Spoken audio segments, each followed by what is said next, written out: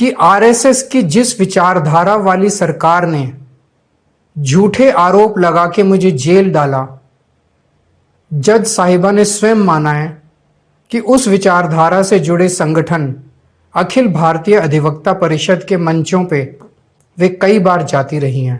जब जीत या हार मायने नहीं रखते, उससे भी बड़ा हो जाता है सही और गलत का सवाल।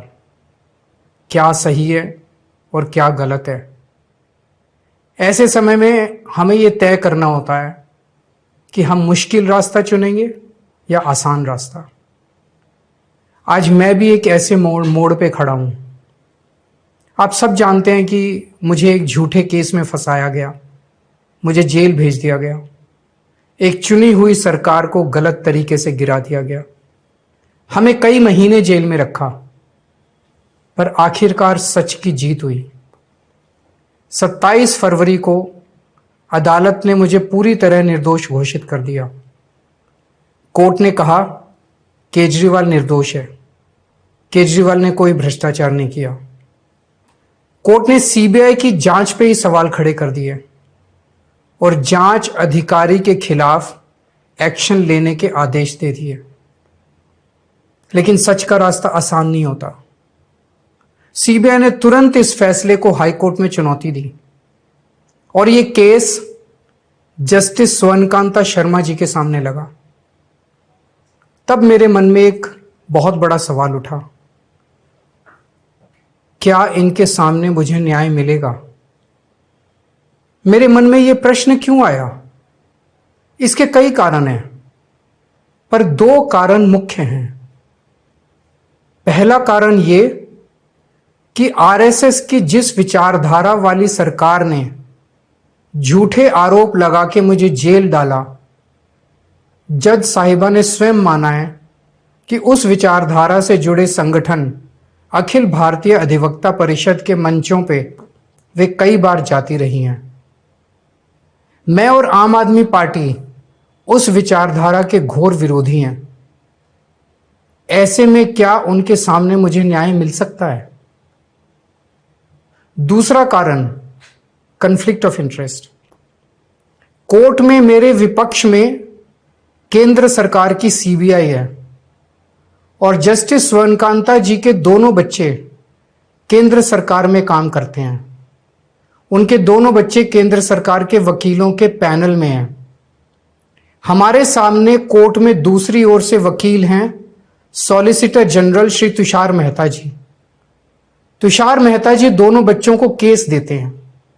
उन्हें कितने केस मिलेंगे, कौन से केस मिलेंगे, ये तुषार मेहता जी तय करते हैं। भारत सरकार के पैनल में लगभग 700 के करीब वकील हैं, लेकिन जस्टिस स्वर्णकांता जी के बेटे सबसे ज्यादा केस पाने वाले वकीलों में से एक हैं। उनके बेटे को 2023 से 2025 के बीच लगभग 5,904 केस डॉकेट मिले। इससे उनके बेटे को करोड़ों रुपए की फीस मिली। आज की तारीख में उन बच्चों का भविष्य और कमाई दोनों काफी हद तक तुषार मेहता जी पर निर्भर है।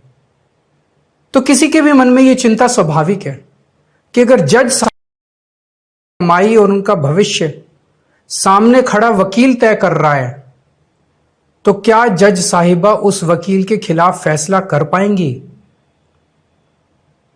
मैं ये स्पष्ट करना चाहता हूं कि मुझे जुडिशरी पे पूरा भरोसा है। मैं जुडिशरी का बहुत सम्मान करता हूं। जब मेरे खिलाफ गलत साजिश हुई तो हमारे देश की जुडिशरी ने ही मुझे न्याय दिया था। जब मुझे झूठे केस में गिरफ्तार किया गया तो इसी जुडिशरी ने मुझे बेल दी थी। इसी जुडिशरी ने मुझे उसी झूठे केस में दोष मुक्त करार किया है। पिछले 75 वर्षों में जब जब देश पे आंच आई, हमारे देश की जुडिशरी ने देश को बचाया और नागरिकों के हितों की रक्षा की है। मैं जस्टिस स्वर्णकांता जी का भी बहुत सम्मान करता हूं। मुझे उनसे या उनके परिवार से किसी भी प्रकार की कोई व्यक्तिगत आपत्ति नहीं है। लेकिन न्याय का एक बहुत बड़ा सिद्धांत है, justice should not only be done but should also be seen to be done. इसलिए मैंने जस्टिस स्वर्णकांता शर्मा जी से पूरे सम्मान के साथ अनुरोध किया कि वो इस कन्फ्लिक्ट ऑफ इंटरेस्ट जैसे कारणों की वजह से इस केस से खुद को अलग कर लें। लेकिन उन्होंने मेरी दलीलें खारिज कर दी और फैसला दिया कि वो स्वयं ही ये केस सुनेंगी। आज मेरे सामने सबसे आसान रास्ता है कि मैं उनका आदेश मान लूं और एक बड़ा वकील खड़ा करके उनके सामने अपना केस लड़ूं। पर यह मुद्दा अब सिर्फ मेरे केस का नहीं है, बल्कि आम लोगों के न्याय प्रणाली पर भरोसे का है। ऐसी दुविधा के मौके पे बापू ने हमें सत्याग्रह का रास्ता दिखाया।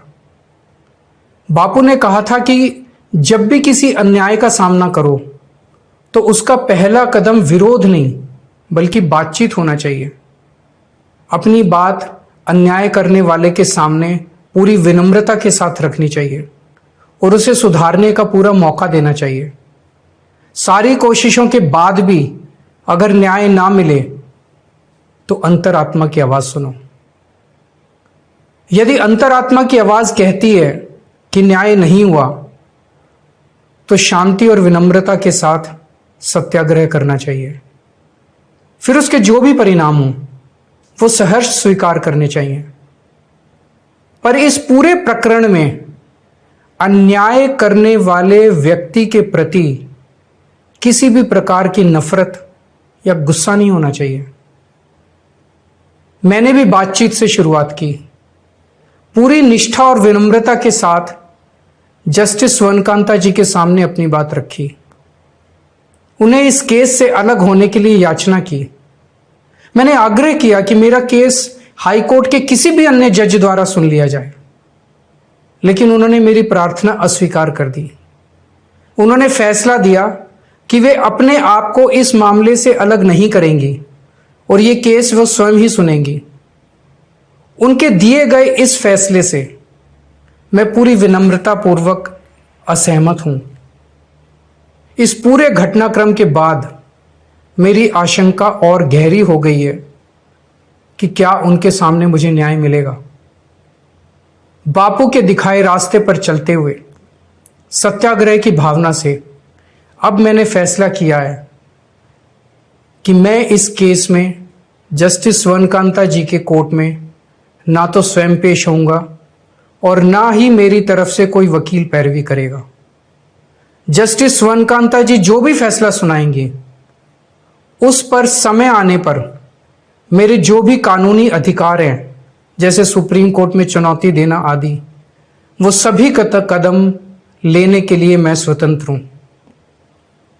ये बात आज मैंने एक पत्र लिखकर जस्टिस स्वर्णकांता जी को भी सूचित कर दिया है। मेरा जस्टिस स्वर्णकांता जी से किसी प्रकार का व्यक्तिगत विरोध नहीं है। यदि भविष्य में भी कभी उनके सामने मेरा कोई अन्य केस लगता है जिसमें मेरे विरोध में बीजेपी, केंद्र सरकार या तुषार मेहता जी नहीं है, तो मैं उनके समक्ष जरूर पेश होऊंगा। आप पूछ सकते हैं कि यदि मैं जस्टिस स्वर्णकांता जी के रिक्यूजल ऑर्डर से असहमत हूं तो उसके खिलाफ सुप्रीम कोर्ट क्यों नहीं जा रहा? उसकी तैयारी कर रहा हूं। यह पूरा मामला बहुत नाजुक और संवेदनशील है। कानून को ध्यान में रखते हुए, जुडिशरी के सम्मान को ध्यान में रखते हुए और लोगों के न्याय व्यवस्था पर भरोसे को ध्यान में रखते हुए एक एक कदम उठाना है। मैं ये कदम अहंकार या किसी विद्रोह या विरोध की भावना से नहीं उठा रहा।